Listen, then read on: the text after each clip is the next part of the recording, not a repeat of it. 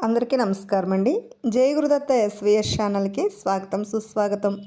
మహారాజ్ని చూడాల యొక్క చక్కని కథను విందాం. మాళవ్యరాజు చక్రవర్తి సికిధ్వజుడు. అతని సతీమణే మహారాజ్ని చూడాల సౌరాష్ట్ర దేశం యొక్క రాజకుమారి. సికిధ్వజుడు శౌర్య, ధైర్య, సమధమాది సద్గుణ సంపన్నుడు. చూడాల చాలా అందమైనది, సర్వశాస్త్ర కళాపారాయణి. సికిధ్వజుడు చూడాల ఇరువురు కూడా పరస్పరము అనేక విషయములను గురించి చర్చించుకునేవారు. కొంతకాలమైన తరువాత వయసు ప్రభావం వల్ల శరీరంలో కలిగే మార్పులను ఇరువురు కూడా గుర్తించారు. దేనిని పొందితే శరీరానికి జరా మరణాల వల్ల అంటే చావు పుట్టుకల నుండి కలిగే దుర్దర్శల నుండి విముక్తులం అవుతామో దాన్ని పొందడానికి ఏమి చేయాలా అని ఇరువురు ఆలోచించుకున్నారు. ఆత్మజ్ఞానం ఒక్కటే భవరోగ నివారణకు కారణమని నిర్ణయించుకున్నారు. చూడాల నేనెవరు అనే విచారణ ప్రారంభించింది. నేను దేహము కాదు, మనస్సు కాదు, ఇంద్రియము కాదు, బుద్ధిని కాదు అని విచారణ ద్వారా తెలుసుకున్నది. వీటన్నింటినీ చైతన్యపరిచే ప్రకాశవంతం చేసే చిద్రూపం ఒకటి ఉంటుందని, అదే ఆత్మ అని చూడాల తెలుసుకున్నది. ఆత్మకు జనన మరణాలనేవి లేవు అని గ్రహించింది చూడాల. స్వస్వరూపమగు ఆత్మతత్వమును సర్వవ్యాపకమైన సాక్షీభూతంగా ఉండే ఆత్మతత్వమును అనుభూతమనుచుకుంటకు దృఢ చిత్తముతో చాలా సంవత్సరములు ధ్యానమును సాగించింది చూడాల. ఆత్మని సాక్షాత్కరించడం కోసం జ్ఞానాన్ని పొందింది. యోగ విద్య ద్వారా అష్టసిద్ధులను సంపాదించింది.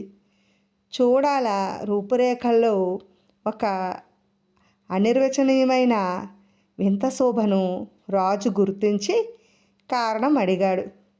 అంటే చూడాలలో ప్రకాశవంతమైన మోము కనిపించింది. దాన్ని రాజు గుర్తించాడు. చూడాల భర్తకు ఆత్మజ్ఞానాన్ని బోధించింది. కానీ ఆ జ్ఞానము అనుభవపూర్వకముగా గ్రహించవలసిందే. అందువల్ల సికిధ్వజుడు సమాధాన పడలేకపోయాడు. కాలక్రమేణా సికిధ్వజుల్లో అసంతృప్తి అయితే చోటు చేసుకున్నది. జ్ఞానాన్ని సంపాదించడానికి అరణ్యానికి వెళ్ళి తపస్సు చేయాలనుకుని భార్య యొక్క అనుమతిని తీసుకున్నాడు.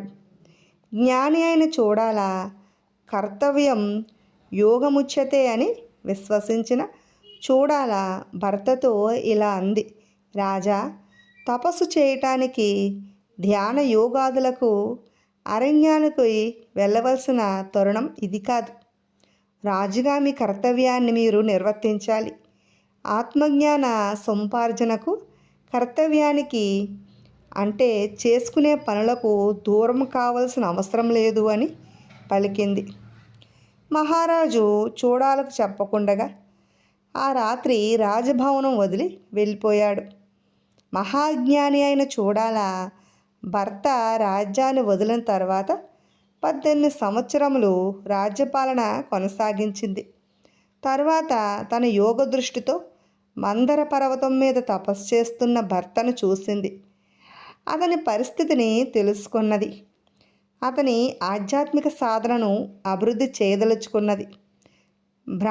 బ్రహ్మచారి రూపముతో ఆకాశ మార్గాన అతని ఎదుటను నిలిచింది. ఆకాశ మార్గాన దివి నుండి భూకి దిగిన బ్రహ్మచారి మహత్వాన్ని గుర్తించిన సికిధ్వజుడు లేచి నిలబడి అంజలిని ఘటించాడు. పరస్పరం ఒకరికొకరు పరిచయం చేసుకున్నారు. బ్రహ్మచారి రూపాన్ని ధరించిన చూడాల తనను కుంభముని అనే పేరుతో పరిచయం చేసుకుంది. సికిధ్వజుడు ఈ అపూర్వ అతిథి సత్కారం చేశాడు. బ్రహ్మచారి ప్రశ్నలకు సికిధ్వజుడు నిట్టూరుస్తూ ఎంతో తీవ్రమైన తపస్సు చేశాను, అయినా ఇంకా ఆత్మజ్ఞాన ప్రాప్తి అయితే కలగనేలేదు అని ఆవేదనగా పలికాడు. అప్పుడు ఆ బ్రహ్మచారి ఆత్మజ్ఞానం పొందాలంటే గురు శుశ్రూష, శృతుల వాక్యాలతో విశ్వాసం, సత్సంగత్వం మొదలైనవి అనుసరించమని, వాటి యొక్క అవసరం ఎంతైనా ఉందని బోధించింది. బ్రాహ్మణ రూపధారి అయిన ఆదర్శ సతి చూడాల భర్త యోగ్యతను పరీక్షించి అతని సందేహాలను తీర్చింది. సికిధ్వజుడు, మహాత్మా, మీరు సత్యమునే పలికారు. గురువు ద్వారానే ఆత్మజ్ఞాన ప్రాప్తి కలుగుతుంది. మీరే నన్ను శిష్యునిగా స్వీకరించండి అని అర్థించాడు. బ్రహ్మచారి వేషంలో ఉన్న చూడాల, ఓ రాజా, నీవు అరణ్యానికి ఎందుకొరకొచ్చావు అని ప్రశ్నించింది. సికిధ్వజుడు చేతులు జోడించి, స్వామి, రాజ్యాన్ని, భార్యను, సర్వసుఖాలను వదిలి ఆత్మజ్ఞానాన్ని పొందడానికి, తపస్సు చేయడానికి అరణ్యానికి వచ్చాను అని సమాధానం చెప్పాడు. అప్పుడు చూడాల, అయ్యా, నీవు వేనిని వదలాలో ఆ రెండింటినీ వదలటం లేదు. కోరికలను, అహంకారాలను వదలాలి. కోరికలు ఎలా వదులుతాయి? మనోనాశనం వల్ల. మనోనాశనం ఏ విధంగా సాధించగలము? సంకల్ప వికల్పాలకు మూలమైన మనసును జయించాలి. జ్ఞానం అనే ఖడ్గంతో విషయవాసనలను, కోరికలకు మూలమైన మనస్సును ఛేదించాలి. అహంకారాన్ని జ్ఞానాగ్ని దహించి వేస్తుంది. బ్రహ్మ సత్యం, జగద్మిథ్య అంటే బ్రహ్మం అంటే ఆత్మ ఒక్కటే నిత్య సత్యమైనది, శాశ్వతమైనది.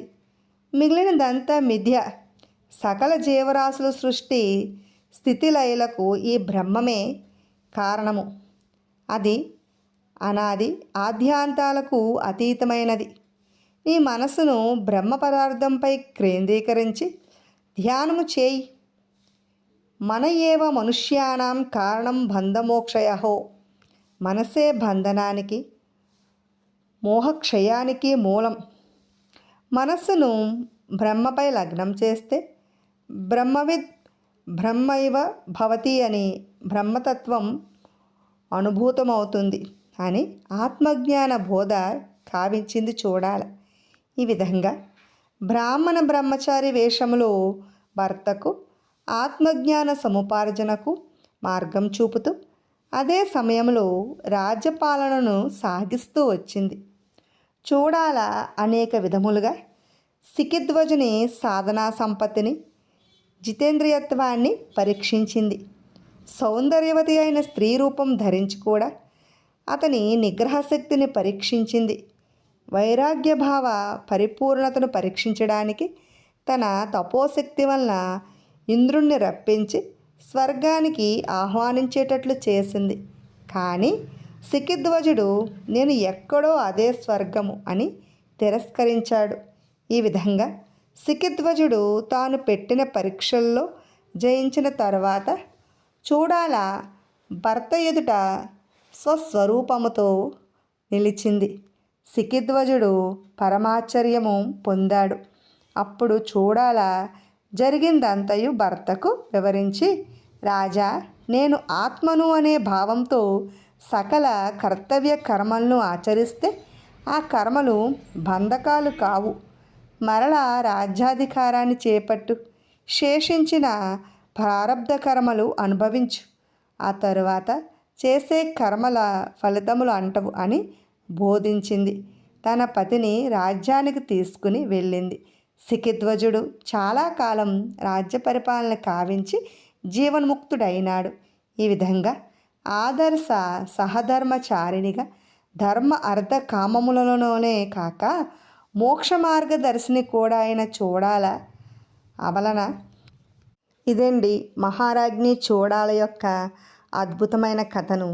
ఇటువంటి మరెందరో ఆదర్శ స్త్రీల యొక్క కథలను వినాలనుకుంటే ఫస్ట్ మా ఛానల్ని సబ్స్క్రైబ్ చేసుకోండి. ప్రక్కనే ఉన్న బెల్ ఐకాన్ క్లిక్ చేయండి.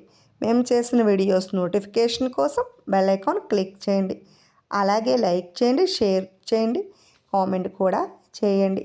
మరిన్ని ఆసక్తికరమైన కథల కోసం మరెన్నో తెలియని విషయాల కోసం, మరెన్నో తెలియని కథల కోసం మా ఛానల్ని సబ్స్క్రైబ్ చేసుకోవడం మర్చిపోకండి. Thanks for watching.